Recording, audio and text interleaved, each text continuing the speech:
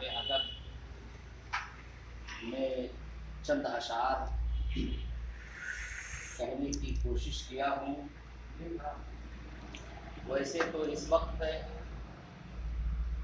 دیش کی حالت انتہائی پریشان کن ہے۔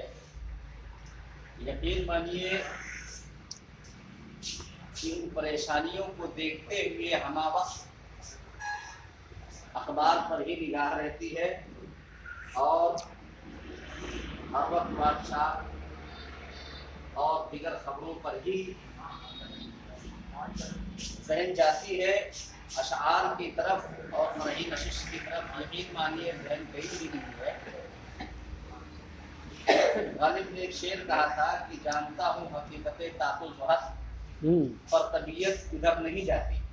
واہ، حقیقت میں اس سے جو بھلائی، اس نشست سے جو فائدہ لوگوں کو ہوا ہے وہ بہت ہی زبردست فائدہ ہوا ہے، لیکن پھر بھی جو پریشانیاں اس وقت لاحق ہیں لوگوں کو، اس کو سامنے رکھتے ہوئے میری ذہنیت بالکل صحیح نشست پر گئی نہیں، لیکن پھر بھی کچھ اشعار کہنے کی میں نے کوشش کی ہے۔ بالکل کہیے، مطلب آپ کی خدمت کرتا ہوں۔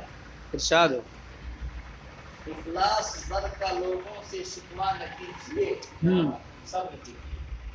واہ کیا بات ہے یار، افلاس زر کا لوگوں سے شکوہ نہ کیجیے، صبر کیجیے۔ صبر کیجیے۔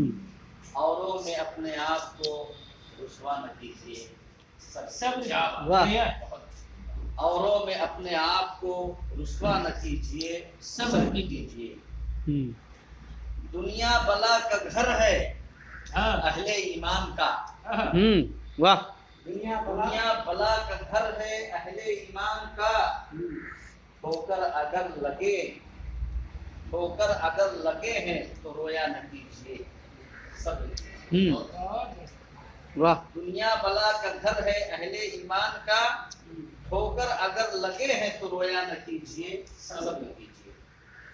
اور شعر کہنے کی کوشش کی ہے، کٹ جائے سر جھکے نہ کسی کے حضور میں، کٹ جائے سر جھکے نہ کسی کے حضور میں، اپنی خودی کا آپ تو سودا نہ کیجیے، صبر کیجیے۔ واہ، کٹ جائے سر جھکے نہ کسی کے حضور میں، اپنی خودی کا آپ تو سودا نہ کیجیے،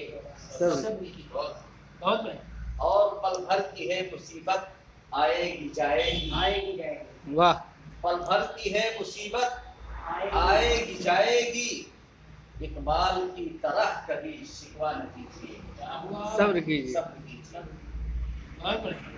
بس بس